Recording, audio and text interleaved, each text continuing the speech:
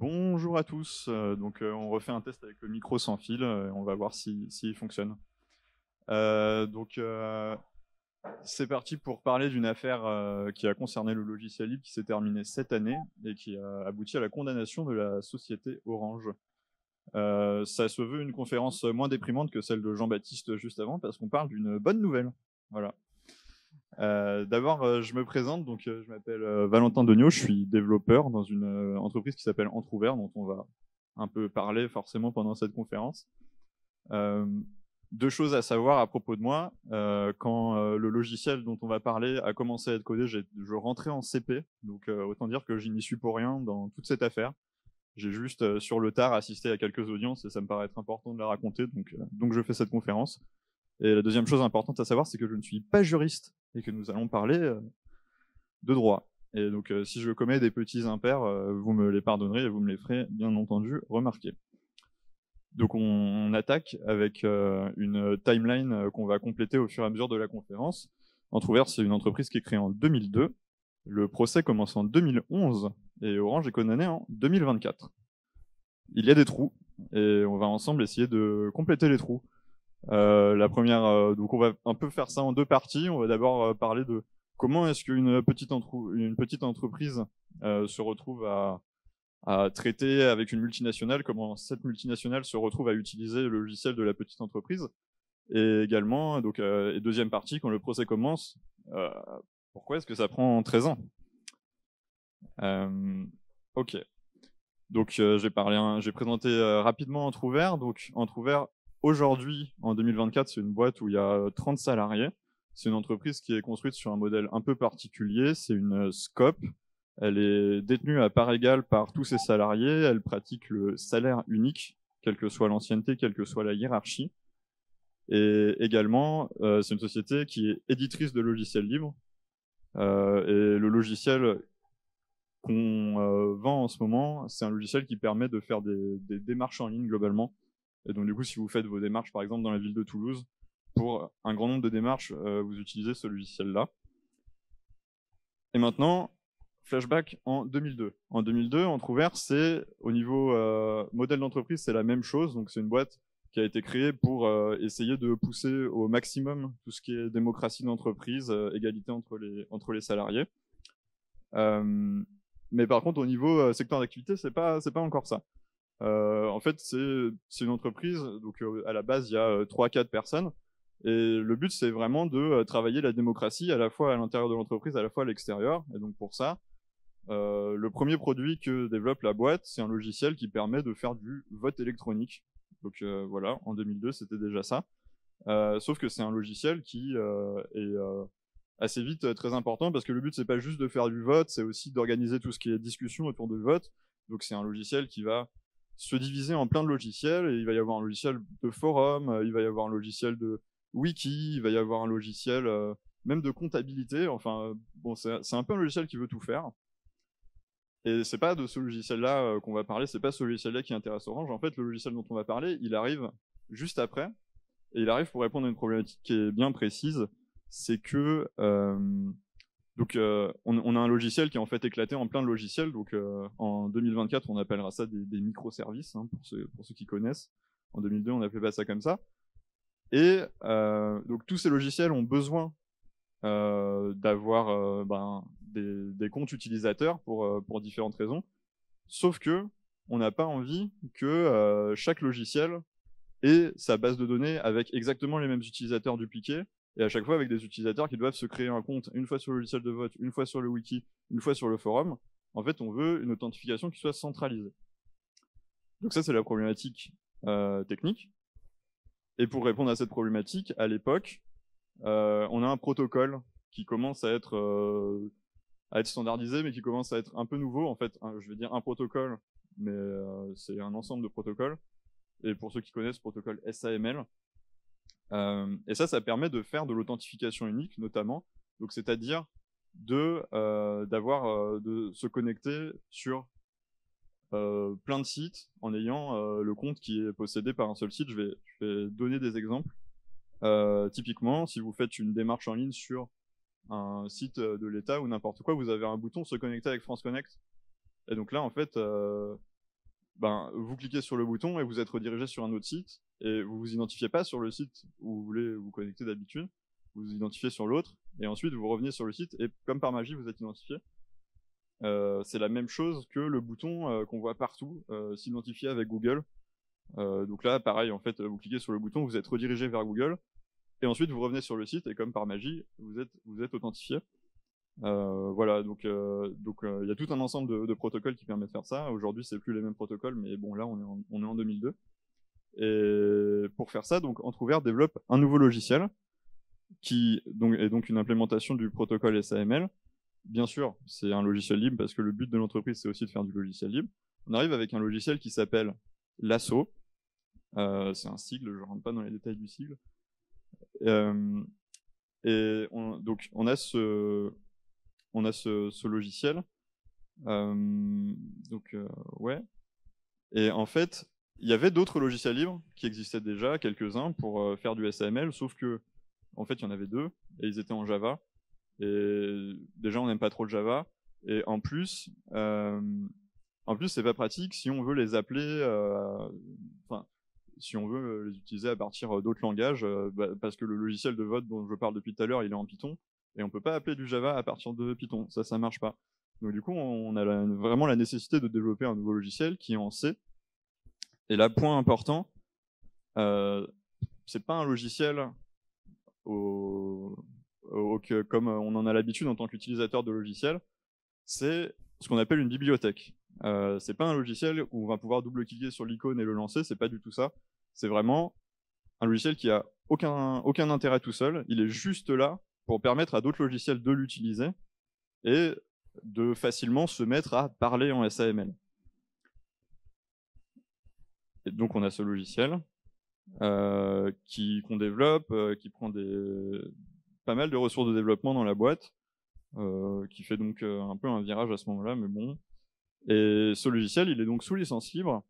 Et là, c'est parti pour expliquer la licence GPL. Donc j'imagine que pas mal de gens savent ce dont on parle dans la salle, mais histoire qu'on soit tous au même niveau, je rappelle que la licence GPL, c'est donc une licence de logiciel libre. Historiquement, c'est la première. En tout cas, c'est celle qui fonde le concept de logiciel libre. Et on peut la définir par le biais de 4 libertés.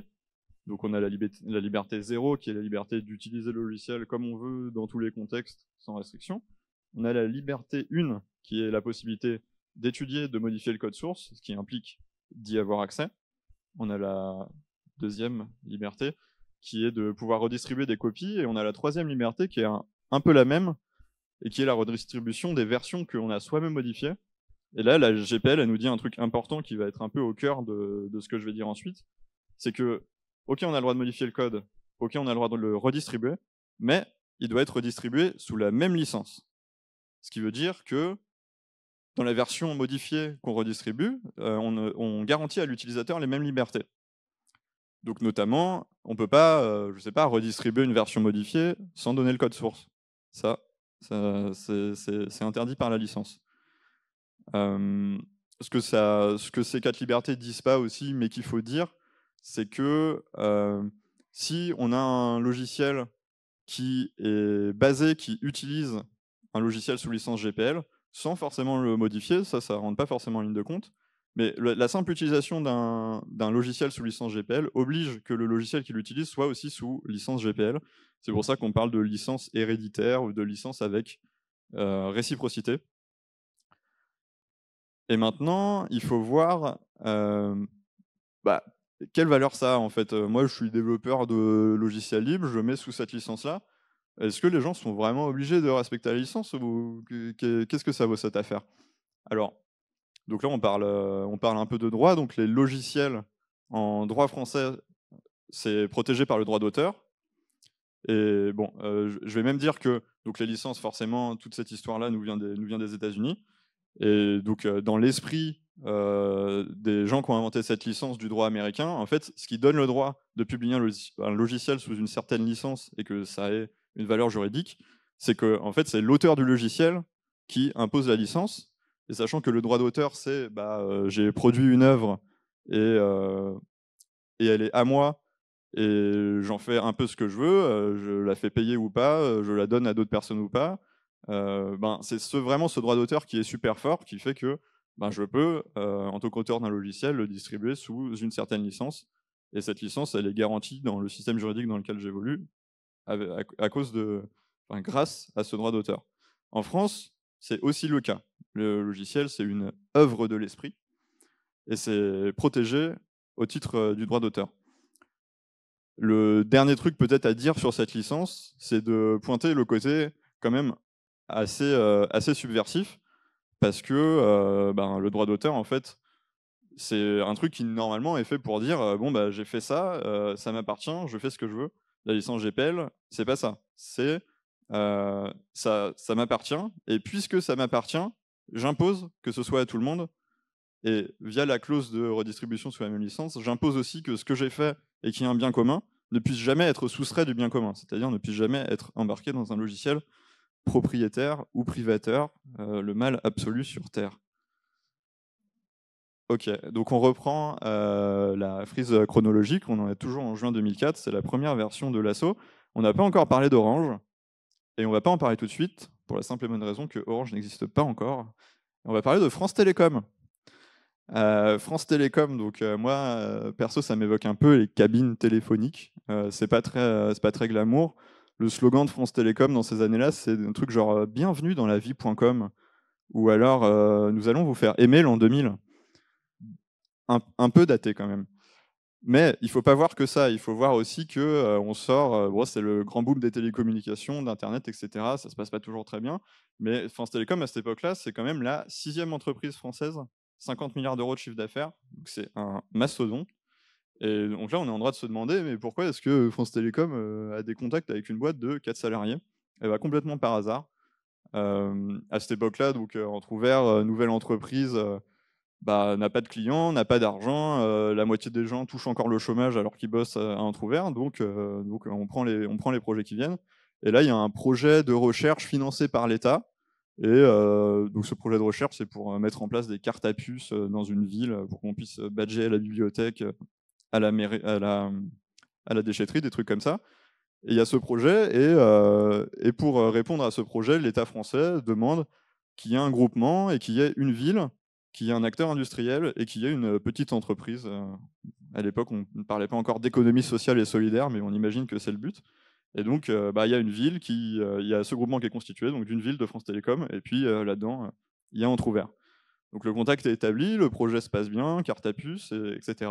France Télécom est satisfait de la manière dont ça se passe, donc France Télécom commence à contractualiser un peu avec Entrouvert, et puis essayer de monter des petites offres. Donc on parle plus de carte à puce, mais on parle quand même de services en ligne, de choses comme ça.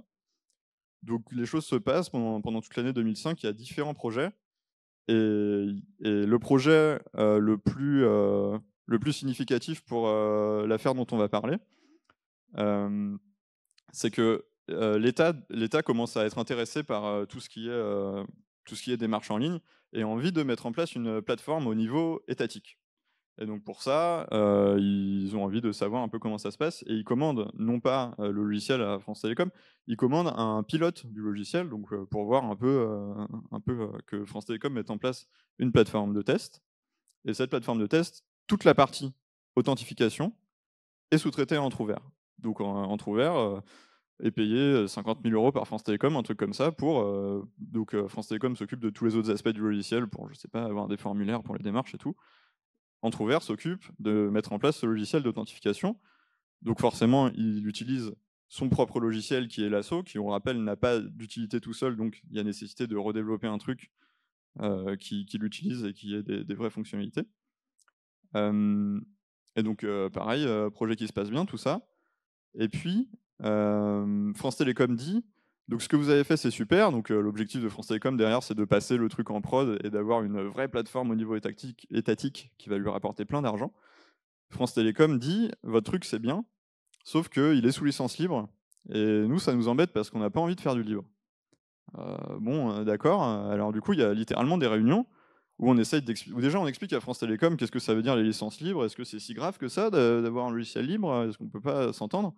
Bon, fin de nous recevoir de la part de France Télécom. Alors du coup, les réunions qu'on a prennent une tournure différente. On leur dit, bon, vous voulez pas participer à l'effort de la communauté, d'accord, Alors à ce moment-là, on va vous inventer pour vous une licence du logiciel qui sera une licence commerciale. Et vous allez nous donner de l'argent, sachant que le logiciel reste un logiciel libre à côté.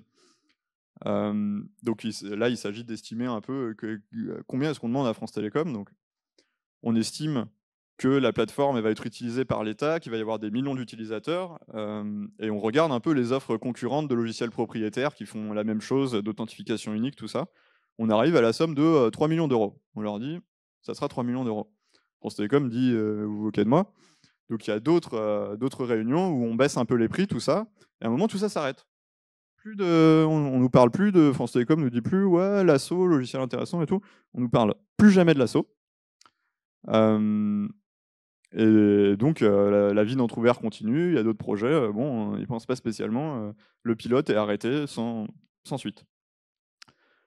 Sauf que les contacts avec France Télécom ne s'arrêtent pas tout à fait parce qu'Entrouvert est toujours à l'intérieur de différents projets de recherche. Et donc du coup entre 2006 et 2009, les salariés d'Entrouvert continuent à parler à des salariés de France Télécom dans le cadre de projets de recherche, etc. Bref, les contacts sont pas tout à fait rompus.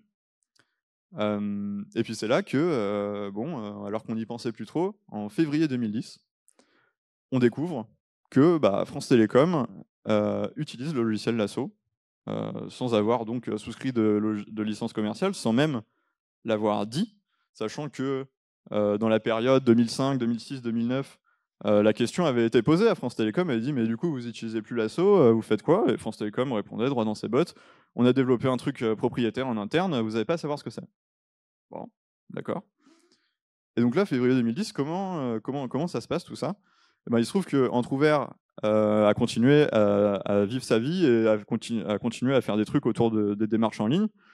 Et puis la plateforme de démarche au niveau étatique dont on parle, elle a finalement été mise en place. À l'époque, on ne sait même pas si c'est par France Télécom ou quoi. Mais bon, à un moment, du coup, vous avez cette plateforme au niveau national qui permet de faire des démarches en ligne et de s'authentifier. Et vous avez Entrouvert qui a aussi des plateformes de démarche un peu plus au niveau local. Et du coup, l'État dit, on a un truc pour avoir une authentification unique. Pourquoi ne pas l'utiliser à la fois au niveau local et pour cette plateforme qui a été mise en place au niveau étatique? Et du coup, ça donne une réunion entre les différents acteurs pour dire comment est-ce qu'on pourrait s'interconnecter. Et au cours de cette réunion, quelqu'un j'imagine, assez naïf, fait fuiter une feuille où France Télécom parle de la montée de version de l'assaut, qu'à un moment il va falloir effectuer, tout ça. Et ça, c'est vraiment comme ça que les collègues de l'époque apprennent qu'en fait, France Télécom utilise l'assaut. Donc les collègues en question rentrent chez eux, et ils se disent c'est bizarre cette affaire. Et aussi, vu que cette plateforme mise en place donc, par France Télécom, tous les citoyens y ont accès, du coup ils se connectent dessus, ils voient un peu comment est fait l'authentification. Il se trouve que le protocole SAML, c'est pas juste deux serveurs qui parlent entre eux, c'est aussi des échanges donc, qui passent par le navigateur, donc on peut voir ces échanges. Et il se trouve que quand même, il y a le format des identifiants qui est pareil, il y a l'ordre des nœuds XML pour ceux à qui ça parle, qui est le même. C'est quand même bizarre parce que c'est pas des trucs qui sont spécifiés dans la norme, c'est des trucs qui sont un peu arbitraires. Et puis en plus, cerise sur le gâteau, donc l'ASSO est donc un logiciel qui implémente un protocole qui est très normé, il faut faire comme ça, envoyer tel message comme ça. Et puis il y a un moment, dans un certain échange, il y a un message qui est en double. Ça, c'est pas du tout dans la norme, c'est même un bug en fait. Non, mais qu'il y ait le même bug quand même. À la limite que le format des identifiants soit le même, peut-être France Télécom, ils se sont inspirés, après tout, c'est un logiciel libre. Qu'il y ait le même bug, non, quand même, c'est un peu gros. C'est un peu gros. Donc, si on refait l'historique, à la lumière de ce qu'on a appris, en fait, en juin 2006, au moment où France Télécom arrête de parler de l'assaut Entrouvert, ils gagnent l'appel d'offres pour la plateforme qui s'appelle donc mon.service-public.fr. Donc une plateforme qui sera active qui est lancée en 2009 et qui restera active jusqu'en 2016. Donc un truc assez énorme. Ça gère l'inscription sur les listes électorales. Il y a très vite 1 million de comptes dessus. À la fin, il y en aura 10 millions. Donc c'est pas un petit projet. Voilà. Et donc on a appris tout ça. Et qu'est-ce qu'on fait? On fait un procès, bien sûr. Début du procès. Donc voilà. 2010, on prend contact avec un avocat. Là, il faut déterminer un angle d'attaque. Bon, comment ça se passe en fait? On n'en sait rien. Bah, il y a une multinationale qui utilise notre logiciel, qui n'a pas le droit de le faire, visiblement. Qu'est-ce qu'on fait? Alors, vu ce qui précède ce que j'ai dit sur la licence GPL, qui est protégée par droit d'auteur, on va fonder une attaque en justice sur la base de la contrefaçon. Donc la contrefaçon, c'est un mot qui évoque des faux sacs à main, mais en fait, c'est un mot qui aussi désigne tout ce qui est violation d'un droit de propriété intellectuelle. Ça relève de la contrefaçon. Si vous téléchargez un film de manière illégale, vous avez une copie d'une œuvre que vous n'avez pas le droit d'avoir sur votre ordinateur. Télécharger un film relève aussi de la contrefaçon. Donc c'est un truc qui est très large. Et donc l'utilisation d'un logiciel alors que vous n'avez pas le droit, protégé par le droit d'auteur, ça relève de la contrefaçon. Ce qui est super avec la contrefaçon, c'est que en droit français, vous avez une action qui s'appelle la saisie contrefaçon. Et en fait, le but, c'est de récolter des preuves que on utilise de manière illicite vos droits de propriété intellectuelle. Et il faut aller récupérer les preuves, l'entreprise dont vous soupçonnez la culpabilité. Et donc là, il faut aller voir un juge et il faut motiver sa requête. Pourquoi est-ce que vous pensez que y a ça et qu'est-ce qu'on devrait faire? Et donc du coup, on formule une requête avec tout ce que je viens de dire, les conditions de la découverte de l'utilisation de l'assaut. Le juge est convaincu et en avril 2011, il y a un huissier qui vient toquer à la porte de France Télécom le matin qui dit: «Bonjour, je suis ici pour saisir le code source». Et bon, forcément, France Télécom dit: «Oh, compliqué, il est pas là, machin», bon et donc l'huissier repart bredouille, mais comme c'est quand même un huissier et que le droit de la propriété intellectuelle, c'est quand même sérieux, France Télécom a 1 semaine pour communiquer le code source et sous 1 semaine, France Télécom envoie le code source. Par contre, le code source, il n'est pas accessible en entrouvert, hein, selon les termes juridiques, il est séquestré chez l'huissier. Donc pauvre code source, hein, une pensée pour le code source. Et donc après la saisie contrefaçon, le deal, c'est que vous êtes donc la saisie contrefaçon, c'est secret, hein. France Télécom, ils sont pas au courant qu'on est en train de faire ça. Par contre, dès que vous avez saisi le truc, vous êtes globalement obligé d'assigner l'autre entreprise en justice.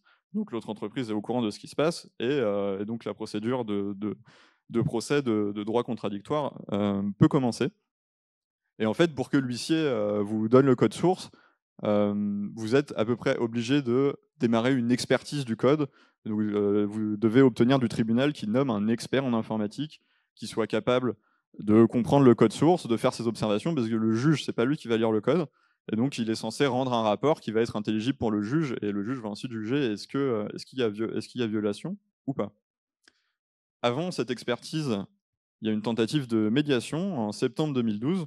Donc à ce moment-là, les parties ont déjà commencé à construire un peu un dossier, à s'échanger des arguments. Et le juge dit «Mais bon, avant l'expertise, vous voulez pas quand même essayer de vous entendre?» Donc il y a une médiation. Une médiation, c'est le tribunal nomme un médiateur, une personne neutre qui va amener une entente à l'amiable entre les parties. En fait, il se trouve que les réunions avec le médiateur se font dans les locaux des avocats de France Télécom, de particulier. Et puis que les réunions, en fait, c'est le médiateur qui parle aux avocats de France Télécom avec les salariés d'Entrouvert qui sont dans une autre pièce en train d'attendre. Hmm. Bon, on dit: «Non, non, la médiation, ça va pas le faire, on veut une expertise». Donc bien sûr, France Télécom, gros enjeu de dire: «Non, non, il y a pas besoin d'expertise, vous comprenez?» Donc au début, nous, ce qu'on pense, c'est qu'il va falloir avoir une expertise pour que l'expert dise: «Oui, le logiciel d'assaut est utilisé». En fait, on commence à monter des dossiers, France Télécom y répond et France Télécom répond en disant: «Non, non, pas besoin, nous, on utilise l'assaut». «Ah bon? OK». On utilise l'assaut, mais on l'utilise sous les termes de la licence GPL. Ah bon? Vous avez fait un logiciel libre finalement? D'accord. Hem et donc on doit un peu revoir, comme ça, nos prétentions, d'expertise pour dire on va non pas essayer de prouver, l'utilisation de l'assaut, mais on va essayer de prouver que c'est une utilisation qui est pas conforme à la licence GPL. C'est déjà, un peu plus compliqué, parce qu'il suffit pas juste, de lire le code et en fait, la licence GPL, donc ce truc de si le programme est fondé sur un programme sous licence GPL, ce premier programme doit aussi être sous licence GPL. En fait, le truc qui va être compliqué à démontrer et qu'on va essayer de prouver, c'est le fondé. Est-ce que le programme il est vraiment fondé? Est-ce qu'il y a suffisamment d'interactions entre les deux programmes pour que la licence GPL s'applique? En vérité, vu qu'on parle d'une bibliothèque, moi je ne connais pas d'exemple où un programme qui utilise sur une bibliothèque pourrait pas être considéré fondé sur la bibliothèque. Mais bon. Euh, on arrive à obtenir du juge qui nomme un expert, donc ça déjà c'est pas mal. L'expertise démarre en mai 2013. Le juge, au moment où il ordonne l'expertise, il fixe les missions de l'expert, et puis il fixe aussi un calendrier. Il dit, donc l'expertise va se passer comme ça, et en avril 2014, l'expert va rendre son rapport. Donc j'ai marqué fin initialement prévue de l'expertise. Ah, l'expertise s'est finalement terminée en octobre 2017. Et pourquoi 3 ans de retard? Pourquoi 4 ans d'expertise pour lire du code globalement? Alors, je vais rentrer un peu dans les détails de l'expertise parce que c'est quand même un peu rocambolesque. Et puis, bon, cette conférence, c'est aussi pour montrer qu'est-ce qu'on doit faire si on fait du logiciel libre et qu'on veut faire respecter ses droits. Donc, si à un moment c'est utile à quelqu'un, bah, c'est utile de savoir comment ça se passe, une expertise, parce que c'est un passage obligé. Donc, l'objectif, j'ai déjà dit, on veut préciser les conditions d'usage de l'assaut. À cette fin, qu'est-ce que va faire l'expert? En fait, c'est hyper technique. L'expert, il va lire le code, il va essayer de le compiler, il va regarder les logs de compilation, il va même faire des trucs, comme on parle de logiciel en C, il va voir si ça parle à des gens, si la librairie, elle est liée dynamiquement ou pas, si l'espace mémoire est partagé entre les logiciels. C'est vraiment très technique. Et bien sûr, il y a des tests grandeur nature qui ne vont pas s'effectuer sur la plateforme Mon Service Public forcément. Et donc du coup, il faut mettre en place une plateforme de test spécialement pour l'expertise et tester les échanges. Qu'est-ce qui se passe si on débranche tel protocole? Est-ce que le logiciel continue à marcher ou pas? Afin de prouver ou pas que les interactions sont importantes et que l'assaut est important. Parce que bien sûr, France Télécom va essayer de dire ouais, bon, ok, on utilise l'assaut, mais on pourrait faire sans en fait, ça marcherait pareil. Et donc à ce moment-là, même si la licence GPL est censée s'appliquer, bah, on va pas réussir à gagner grand-chose en faisant un procès. Donc ouais, voilà l'enjeu. Et ensuite, pourquoi voilà, j'en étais à pourquoi est-ce que ça dure 4 ans au lieu d'un? Alors, quand vous êtes une grande entreprise, multinationale, 50 milliards d'euros de chiffre d'affaires, face à une entreprise qui a, je sais pas, 300 000 euros de chiffre d'affaires, où il y a 4, 5, 6 personnes, je ne sais plus exactement à ce moment-là, ben, l'intérêt, c'est quand même de faire peser votre avantage économique. Et il se trouve que je ne l'ai pas encore dit, mais l'expert est nommé par le juge, mais par contre, l'expertise, elle est aux frais de la boîte qui attaque l'autre. Donc du coup, l'expertise, ça coûte de l'argent. Il faut payer l'expert. Au début, on nous dit on provisionne 4 000 euros pour l'expertise. Bon, d'accord, 4 000 euros, ça peut aller. Sauf qu'il n'y a pas que ça. Hein. À chaque fois, il faut faire intervenir son propre avocat pour avoir voilà, des conseils juridiques. Et puis surtout, vu que c'est un truc super technique, il faut que les développeurs d'entrouvert se pointent aux réunions d'expertise, préparent des arguments. Donc au final, ça engendre énormément de boulot. Donc, ce qu'il est possible de faire, donc, si vous êtes une grande entreprise et que vous voulez faire durer les choses, durer le plaisir, vous pouvez d'abord dire au début de l'expertise, ah mais en fait, donc d'accord, vous avez saisi le code source, mais dans le truc qui ordonne l'expertise, vous citez France Télécom, mais ça va pas parce que c'est plus France Télécom qui est dépositaire du code source, c'est une filiale de France Télécom, donc on peut pas continuer l'expertise. Donc du coup, repassage devant le juge pour modifier ce truc, faire intervenir la filiale, boum, 6 mois de délai. Ensuite, vous pouvez à tout moment demander une audience avec le juge. Vous ne l'obtenez pas forcément, mais le juge il est occupé, donc du coup demander une audience, ça prend 6 mois, ça suspend l'expertise. Et donc un jour, ils demandent une audience, ils disent mais notre logiciel, vous parlez de logiciel, mais c'est pas un logiciel, c'est une plateforme. Donc on veut modifier la mission d'expertise pour dire que non, c'est pas un logiciel, c'est une plateforme. Et donc là, voilà, pareil, 6 mois, 1 an de délai pour ce truc où le juge dit non mais n'importe quoi, on s'en fout en fait. Et donc c'est le premier argent qu'on touche, c'est parce qu'à chaque fois que France Télécom fait ça, ils sont condamnés à verser, à rembourser quelques frais de procédure, quoi, vu qu'ils ont fait une demande qui est pas légitime. Ensuite, pendant l'expertise, vous pouvez faire des remarques à tout moment. France Télécom fera en tout 15 remarques, donc c'est-à-dire des trucs juridiques, envoyés au juge, envoyés à l'expert, des trucs pas forcément pertinents, mais qui nécessitent d'être pris en compte et d'être débattus, parce que si vous êtes dans une procédure contradictoire et que vous répondez pas aux arguments de la partie adverse, ça marche pas trop. Donc il suffit de dire des choses et puis ça oblige d'y répondre. Donc multiplication des remarques. Et puis le dernier truc, cerise sur le gâteau, à un moment, France Télécom demande à avoir une audience avec le juge pour se plaindre de l'expert, qui est vraiment très méchant, et puis qui commence à avoir des conclusions qui vont pas vraiment dans leur sens. Et donc du coup, l'expert, il est un peu partial, quoi. Non, non, cet expert, il est pas bien.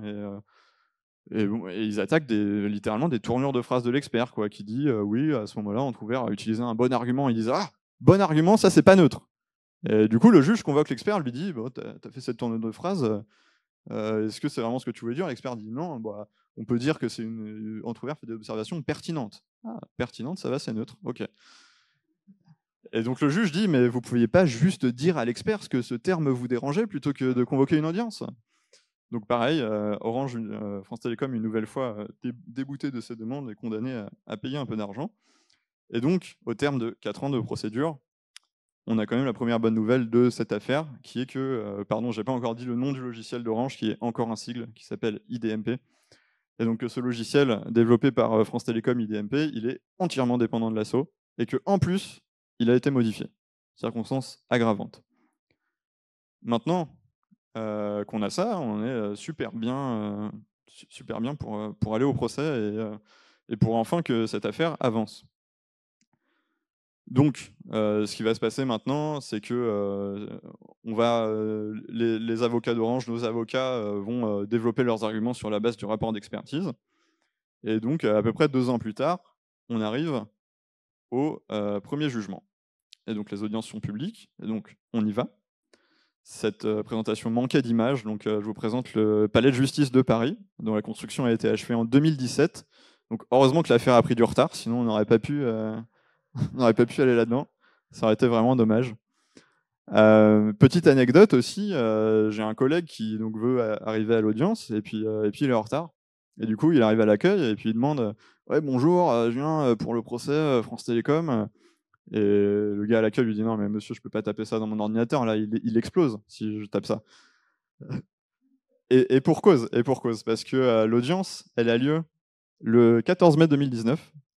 Et en fait, il fallait pas se tromper de salle, parce que le 14 mai 2019, c'est aussi une des premières audiences d'un autre procès qui implique France Télécom, qui est un peu plus connu, parce que pendant qu'on parle de nos histoires de logiciels, il se passe autre chose à France Télécom. Donc, c'est l'histoire d'une privatisation extrêmement violente.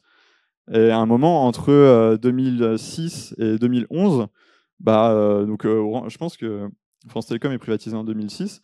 Il s'agit de faire partir les gens parce que les licenciés, ça coûte cher. Et donc, du coup, on a un plan qui est mis en place de départ volontaire de 22 000 personnes qu'il va falloir faire partir. Donc, une politique qui va conduire à des dizaines de suicides, à des centaines de dépressions. Et les dirigeants de France Télécom de l'époque sont assignés devant la justice. Et vraiment, littéralement, dans la salle d'à côté, c'est une audience qui concerne cette affaire-là. Donc, je vous laisse vous documenter si vous voulez.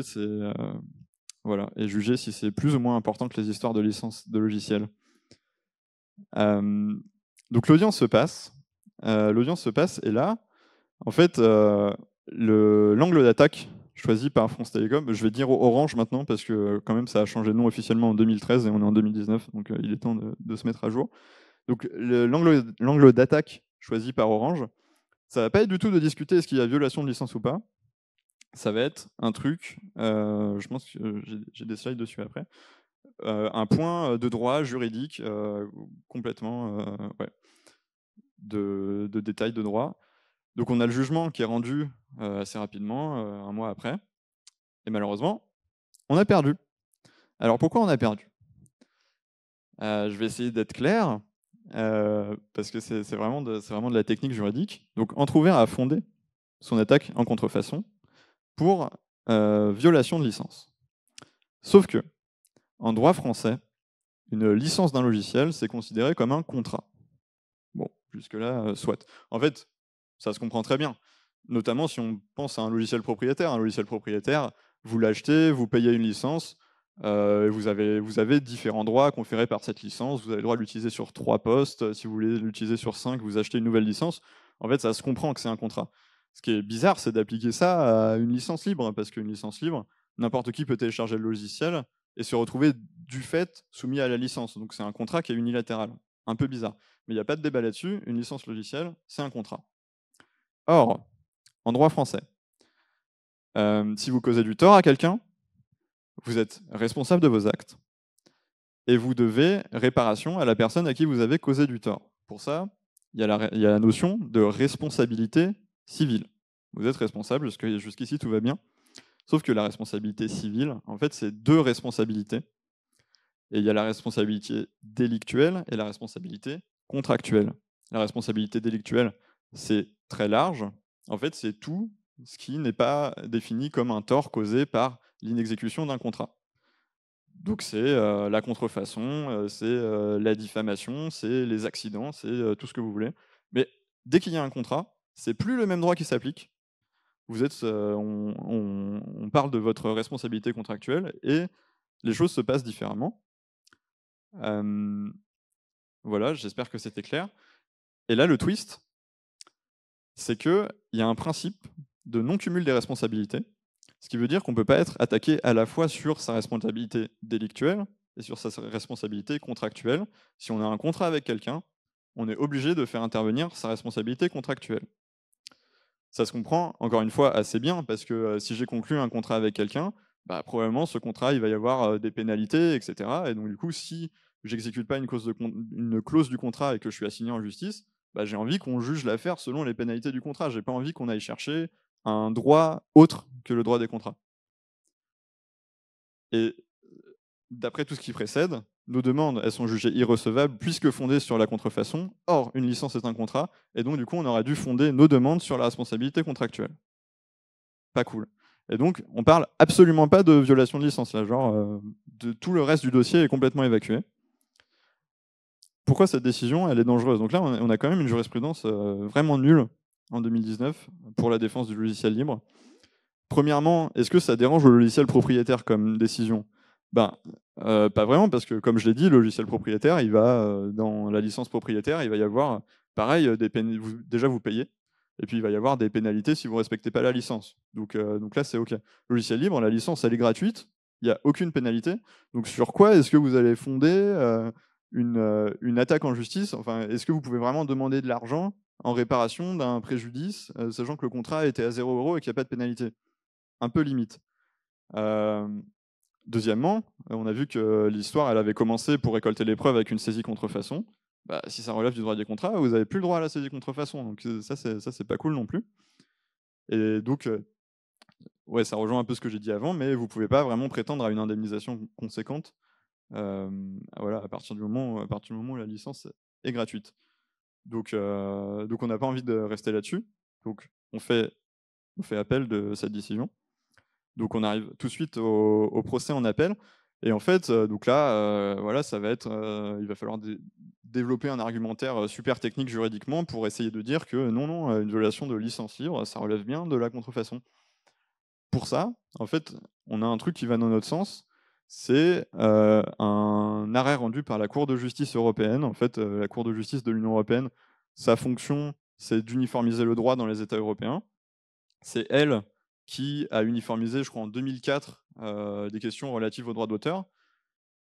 Et à un moment, dans une affaire qui concerne d'ailleurs des licences propriétaires, eh ben, il y a un tribunal qui a jugé que en fait, cette question elle devait être tranchée par l'Union européenne, qui a posé une question à la Cour de justice de l'Union européenne. Et la Cour de justice a répondu entre le moment où on était en première instance et le moment où on était en appel. Et donc du coup, on se dit super, on va utiliser cette décision parce qu'on a l'impression que donc c'est un truc super technique, mais on a l'impression que quand même ça va dans notre sens. Et donc là, il y a une bataille entre les deux avocats. Notre avocat qui interprète ça en disant c'est super pour nous, et puis l'avocat de la partie adverse qui dit non, en fait, le principe du non-cumul de responsabilité continue à s'appliquer. Le procès en appel, pareil, on y va. Mais sauf que vu que la cour d'appel n'a pas déménagé, là on est dans un bâtiment nettement plus joli. Donc c'est ouais, c'est des vieux bâtiments où à l'intérieur il y a une chapelle, donc on fait un peu la queue avec les touristes qui vont visiter la chapelle pour y aller. Et on est jugé face à une chambre avec des juges qui sont spécialistes de la propriété intellectuelle. Et donc là on se dit bah, super, au moins là on va s'intéresser à notre affaire, parce qu'on avait quand même le sentiment que le premier jugement il avait été jugé un peu vite fait, quoi. On arrive dans la salle. Et en fait, déjà, ce qui surprend, c'est que c'est une très belle salle, très haut de plafond, il y a des tapisseries au mur, il y a du bois, du parquet, tout très beau. Par contre, elle est remplie de cartons, quoi. Il y a des cartons partout. Et donc bizarre. Et en fait, c'est le créneau où on nous a dit d'arriver. En fait, on n'est pas la première affaire, on va assister au jugement d'une affaire juste avant. Et en fait, l'affaire juste avant, on voit 2 avocates qui font leur plaidoirie. Et en fait, c'est une affaire de chaussures, en fait. Il y a une boîte qui a un peu vendu des droits pour faire des chaussures à une autre boîte, et puis trouve que les chaussures sont pas belles, quoi. Et donc, du coup, les droits de propriété intellectuelle n'ont pas été respectés. Et donc, on a littéralement la plaidoirie des avocats d'avant qui sortent une boîte à chaussures, qui tiennent la chaussure dans leurs mains et qui discutent, qui disent mais regardez, c'est une chaussure elle est destinée au marché japonais et elle est grise, alors que les Japonais ils aiment bien le blanc. Et puis vous regardez les œillets là, ils sont noirs sur une chaussure grise. Non, franchement, c'est du plus mauvais effet et tout. Et donc on comprend pourquoi il y a plein de cartons dans la salle. C'est qu'en fait, c'est un tribunal qui juge que ça, quoi, qui juge que des affaires de contrefaçon de biens matériels. Mais c'est les mêmes juges qui vont s'occuper de notre histoire de logiciel. Bref, on est un peu moins serein à ce moment-là. Et tout ça, vous vous doutez de la conclusion, c'est qu'on est encore perdu. Donc la Cour d'appel a été tout à fait convaincue des arguments développés par Orange. Je trouve que ce que dit la Cour de justice de l'Union européenne, c'est que oui, le principe de non-cumul des responsabilités s'applique. Pourquoi est-ce qu'on peut dire ça? En fait, je ne l'ai pas dit, parce que le droit dit par la Cour de justice de l'Union européenne doit s'appliquer à tous les pays. Or, le principe de non-cumul des responsabilités, c'est un truc français. Donc, la Cour de justice ne tranche pas cette question-là. En fait, il reste à implémenter sa décision dans le droit français. Je dis qu'on n'a pas tout à fait perdu, parce qu'en fait, en plus de la contrefaçon, on demandait aussi réparation de dommages en parasitisme. Donc là, je ne vais pas rentrer dans les détails, mais il se trouve que la Cour d'appel a jugé que oui, finalement, on était recevable sur la demande de parasitisme. Donc à ce titre, on nous donne 150 000 €. Et vu que l'expertise a été utile pour cette décision, on nous rembourse aussi l'expertise. Et là, ça me fait penser que j'ai aussi oublié de dire un autre truc, c'est que cette expertise qui devait durer 1 an, qui en a duré 4, au début, on nous a dit que ça allait coûter 4 000 €, ça en a coûté 40 000. Et donc là, Orange est condamné à nous verser 150 000 € plus rembourser 40 000 € d'expertise. Donc on est quand même content, mais pas si content que ça, parce que cette décision, pour rappel, elle est pas cool pour le logiciel libre, et on a quand même pas envie que ça continue. Alors un peu têtu, je remets la chronologie. Donc le jugement en appel, ça prend encore 2 ans pour l'avoir, donc voilà, 19 mars 2021. Et ensuite, comme on est un peu têtu, on va en cassation. Et là, pour le coup, la cassation, on s'occupe plus du tout de est-ce qu'il y a violation de licence logicielle ou pas. La cassation, on lui pose juste la question qui nous intéresse: est-ce que le principe de non-cumul des responsabilités s'applique tout le temps? Ouais, c'est seulement du droit, quoi. On s'occupe plus du tout des faits de l'affaire, c'est juste on demande à la Cour de cassation de s'occuper de ce point de droit.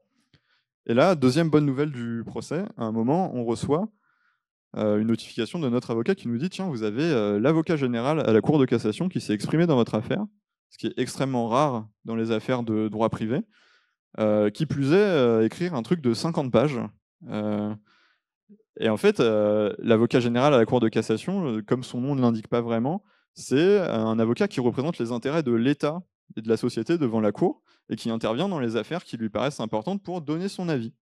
Sauf que, en fait, la personne a produit littéralement un PDF de 50 pages, et qui est en fait une analyse juridique hyper fouillée, hyper technique, où l'avocat est allé lire des papiers de recherche en droit qui discutent exactement de cette question-là, de est-ce que le principe de non-cumul s'applique ou pas, a fait un historique du droit de la contrefaçon en France, a été voir dans différents pays européens comment est-ce que les directives de l'Union européenne ont été appliquées, et conclut de toute cette analyse que non, le principe de non-cumul des responsabilités s'applique pas forcément, qu'il tolère des exceptions, et que dans le cas de notre affaire, oui, c'est assez légitime qu'il s'applique pas et que l'action en contrefaçon soit recevable.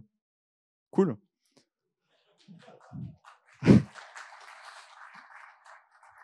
Deuxième truc, c'est que Orange, mauvais joueur, vu qu'ils avaient perdu un truc en appel, du coup, ils font un contre-pourvoi. Ils essayent de faire casser la décision en parasitisme. Pareil, l'avocat général dit ouais, mais non, non, le parasitisme, il y en a quand même, donc je conseille de ne pas casser cette décision. Bon, super. Et puis en fait, comme c'est souvent le cas, l'avis de l'avocat général, il est suivi par la Cour de cassation, et donc le jugement en appel est cassé. Donc super. Donc pour l'instant, on n'a pas du tout jugé le fond de l'affaire, quoi. On s'est vraiment juste complètement bloqué sur cette question juridique. Et quand un jugement de cour d'appel est cassé, bah, ça redescend en fait en cours d'appel. Donc on rebelote, on repart en cours d'appel. Le jugement de cassation, il est rendu donc vaguement plus rapidement, 5 octobre 2022. On nous dit d'ailleurs que ah, quand vous avez un jugement qui est cassé, ça va être rejugé en appel super vite derrière et tout. Bon, ça prend 2 ans. Et rebelote, on revient dans le même bâtiment. Cette fois-ci, bon, il y a toujours les touristes, mais c'est moins marrant parce qu'on est la seule audience. Et on va pouvoir parler de peut-être ce dont vous vous attendiez en arrivant à cette conférence, c'est est-ce qu'il y a vraiment violation du logiciel? Il va falloir regarder précisément les articles de la licence libre, comment ils s'appliquent, parce que ouais, on a vu 4 libertés au début, mais au final, la licence GPL, c'est 12-13 articles qui ont des formulations très précises pour essayer de garantir toutes les libertés. Alors déjà, le premier truc, c'est de dire qu'on est, donc, on est auteur du logiciel, ça, il n'y a pas de problème. Par contre, pour que le droit d'auteur s'applique, il faut prouver l'originalité de l'œuvre.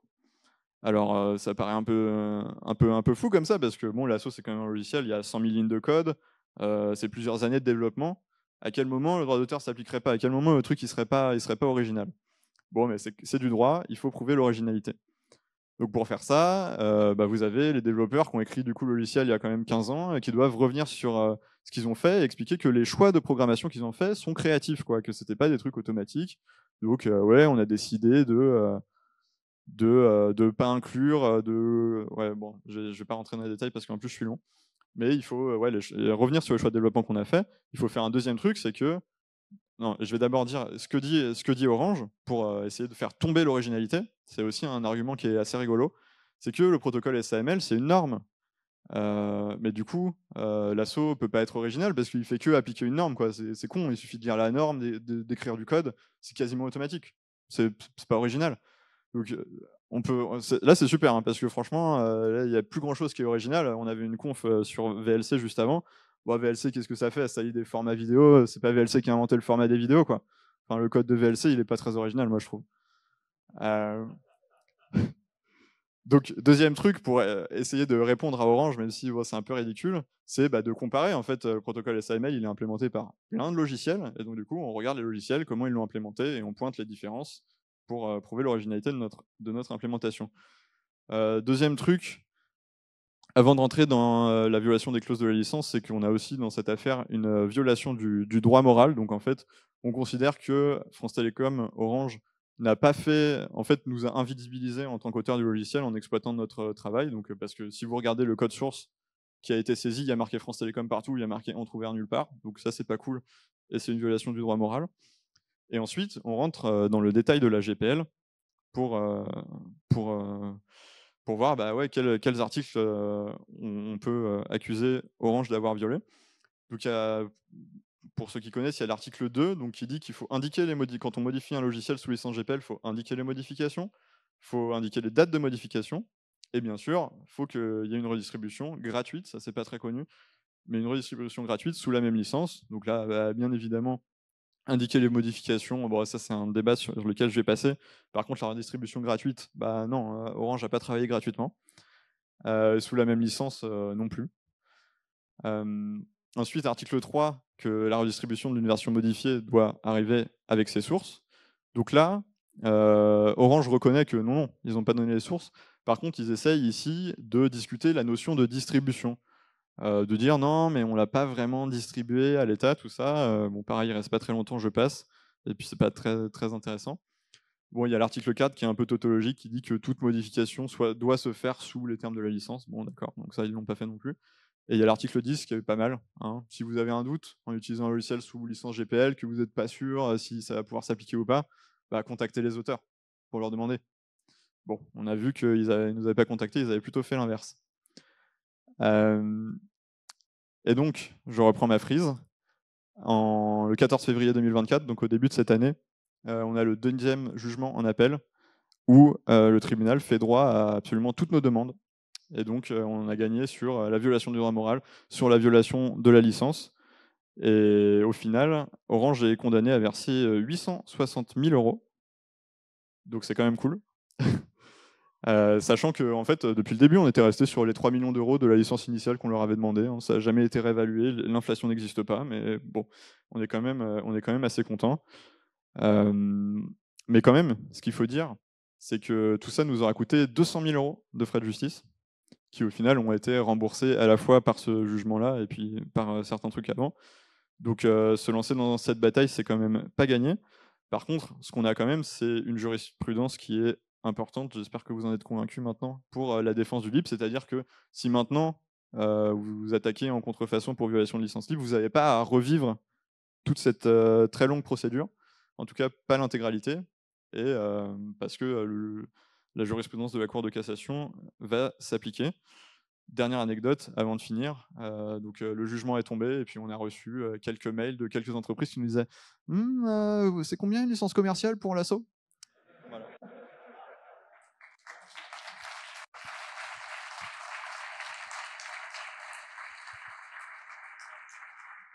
Bon, il reste 3 minutes 30 pour des questions, je suis désolé.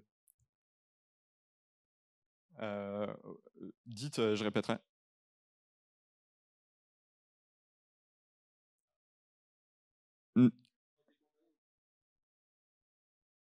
En fait, la plateforme a arrêté d'être utilisée en 2016, donc voilà, c'est fini. Par contre, merci, merci pour cette question parce que j'ai quand même oublié une super anecdote. Donc en 2009, donc là, on a Lasso qui est un bon logiciel utile à plein de projets. Et puis on a Cisco qui nous contacte. Cisco, énorme entreprise américaine qui est connue pour faire du matériel ouais, de réseau, tout ça. Et puis qui nous dit tiens, votre logiciel Lasso il nous intéresse, par contre nous on veut l'intégrer dans un programme qui est sous licence propriétaire, c'est combien? Ah bah tiens, du coup on en discute un peu et puis on fait 2 réunions avec les gars de Cisco et puis à la fin ils nous achètent une licence. Donc comme quoi c'est possible de respecter le droit. Euh, et 2 ans plus tard, Cisco revient, dit bon bah la licence que vous nous avez vendue elle permet ça et ça, mais on voudrait étendre le truc. Et donc du coup Cisco à nouveau réaligne des billets pour avoir le droit d'exploiter sous licence commerciale un logiciel qu'ils pourraient utiliser dans un logiciel libre, quoi. Mais je pense que j'ai pas le droit de dire les montants, mais c'est des montants qui sont importants. Ouais, c'est ça. Bah, en fait, bon, le droit américain est plus protecteur, mais bon, on n'a pas le temps de rentrer dans les détails. Ouais.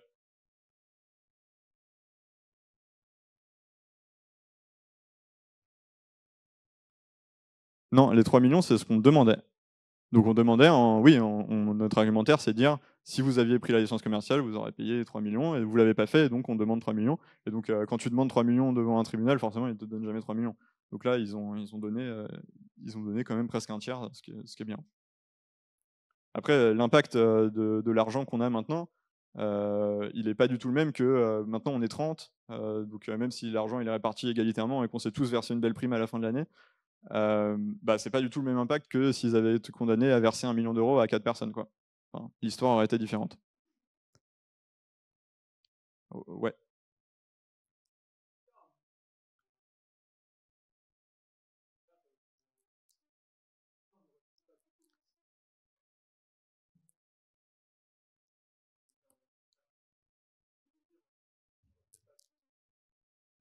Bah ouais, au moment où on a eu le premier jugement qui impactait un peu négativement la défense du logiciel libre, ouais, on s'est dit bon, qu'est-ce qu'on est en train de faire, quoi. Mais bon, après c'était lancé. Et puis bon, on était de toute façon la GPL avait jamais été vraiment. Il y a eu une affaire précédente, mais il y avait jamais eu d'affaire de violation de licence GPL qui était allée aussi loin, quoi. Donc de toute façon ça serait arrivé à un moment ou à un autre. Il y a Free, mais Free c'est pas, ils sont pas allés jusqu'à la condamnation, ils ont juste publié les sources, hein, il me semble. Ouais. Ouais, après, nous, en fait, le but d'Entrouvert, c'est aussi de prouver qu'on peut faire du logiciel libre en tant qu'entreprise et être rentable. Et donc, du coup, ça nous intéressait pas d'avoir le code dégueulasse d'Orange. Nous, on voulait de l'argent.